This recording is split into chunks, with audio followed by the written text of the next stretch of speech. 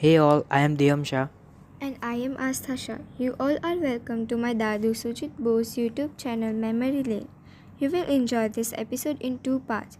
First part is the interview of former New Zealand captain and former coach of Team India legendary cricketer John Wright.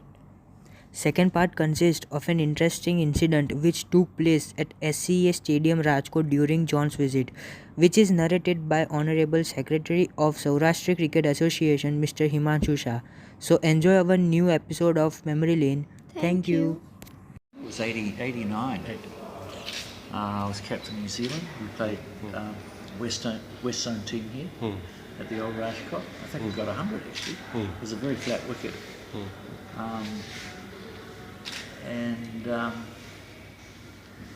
It's always nice. I love the climate here. It's sort of lovely, dry and warm, and very pleasant at this time of the year. So it's nice to be back, and it's nice to see Niranjan. It's a good cricketing conditions. Beautiful cricketing conditions.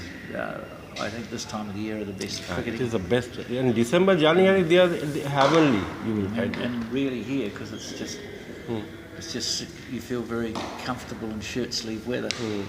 Even for New Zealand, it's much. These are beautiful conditions. So, how do you evaluate Indian cricket team in Test? This present cricket team. Oh, I think they've done really well.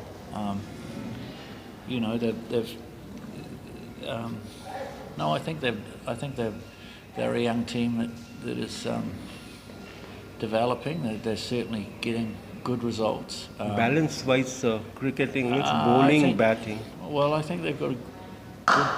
I think their attack is looking very, very promising. They're particularly the fast bowlers have bowled very well and accurately, and they've shown discipline. And they've got two good spinners. The young off spinners come in and done a good job as well. So no, they're playing good cricket because England are a good side. Number 1 and number 2. The Cheteshwar Pujara. He's done a great job. He's been very solid. Means cricket school game is coming. The cricket school game, we can say. Yeah, I mean he's an old-fashioned test. He's an old-fashioned test player, and to have that in your batting lineup, particularly at number 3, if you lose an early wicket, he can come in and settle things down, and he's done a great job. And it was similar. I mean, that's why Dravid was so valuable for the time when I was. Yes.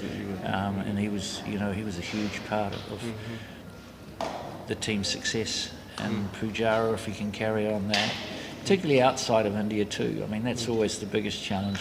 That's the big challenge for this team now moving forward.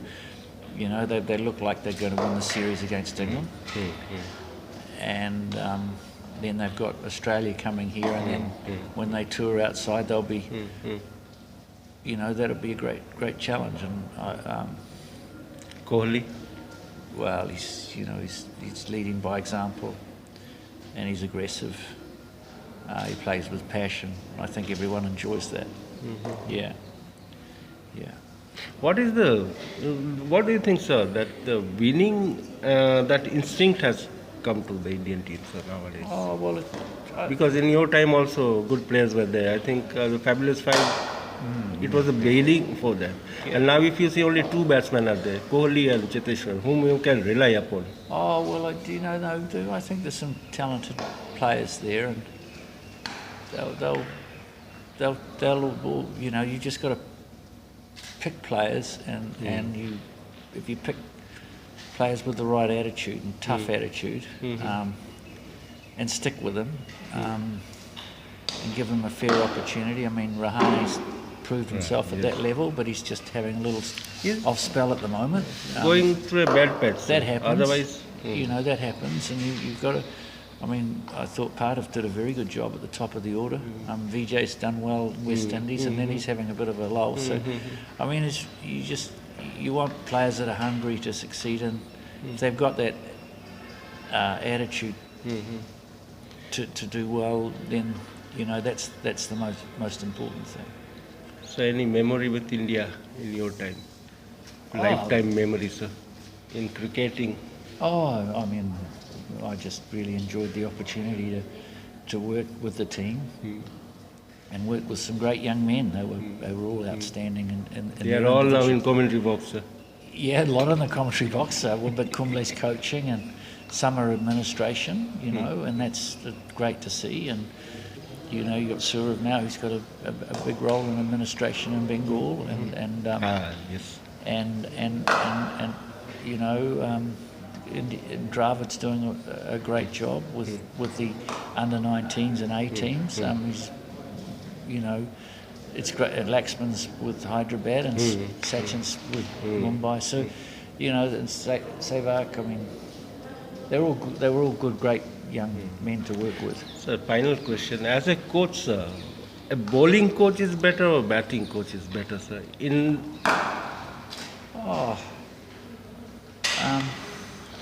Because first time it is in India that a coach like Kumble. Well, I think Kumle's added a lot of discipline to the bowling, which has been very good. I mean, do you consider that a key factor for Indian success in present days, sir? Yeah, I do. I think. I mean, batting is sort of. Bowling, you have more team plans. You work individually at the skills, but the bowling team plan is very important in how it works with the fielding, the field placing. Batting's very individual, and by the time you get to the batting level, most players you don't want to interfere too much, and they've got to work it out themselves anyway. So I think every coach has their sort of area which they know that either stronger, come from a batting background or a bowling background, but I don't think it would. Because at this level, I don't think coach has to work. No, you coach. In that micro.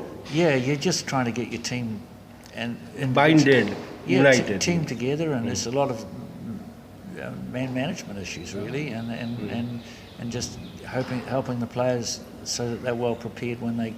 And in the right frame of mind going into a test match, and then it's up to the players. How do you feel, sir? The success began right from your time, and it has carried so long, sir, here.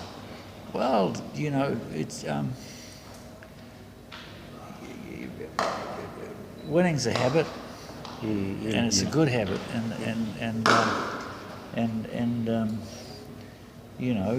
I think that's the challenge for any team is to build on the success of their predecessors. And if you go back, I mean, even into my time, I mean, India had, they won the World Cup in '83. They were a serious side. They were so hard to, New Zealand's only won 2 tests in India. That's how hard that happens, sir. But when we go over there, the same condition. It'll be a challenge. But I think winning's a habit, and you want to keep it going. Those windy conditions, those pitches, rising, sir.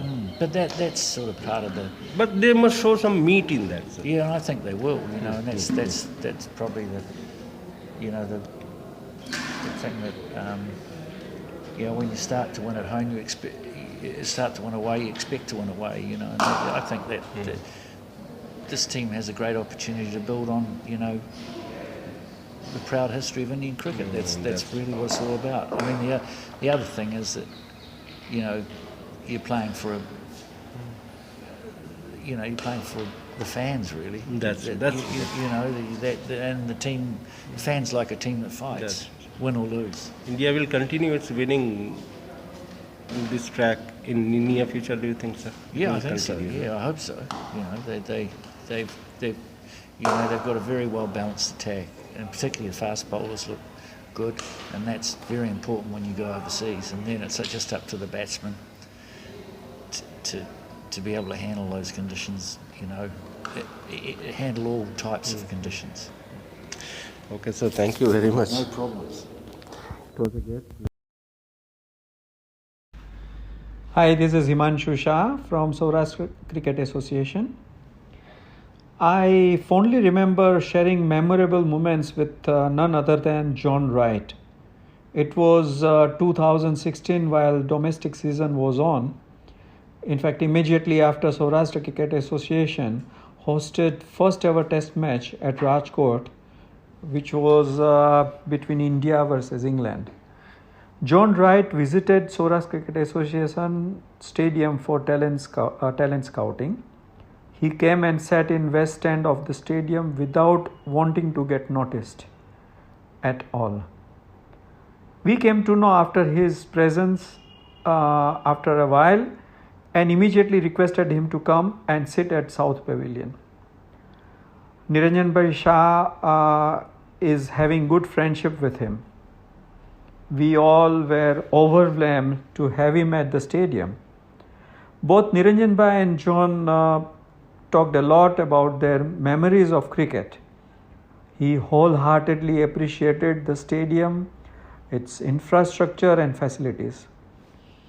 In between, very humbly and in a requesting tone, John asked for Indian masala tea. In spite of being a great cricketer, he is so humble, so simple-natured, sober and level-headed person. Then we had lunch together and he thoroughly relished all Gujarati and Kathiawadi preparations. After that, we presented him memento of hosting first test match and he very respectfully and humbly accepted. It was Indian honor to have him at the stadium and spend memorable time. In fact, after that, I met him along with Niranjan Bhai at Mumbai in September 2019 while we were walking, or rather we were having morning walk at Marine Drive, and he too was there walking along. Once again, we spent some good cherishing moments there, and we'll never ever forget that. Great to meet such great cricketer, but more so such a humble and level-headed person.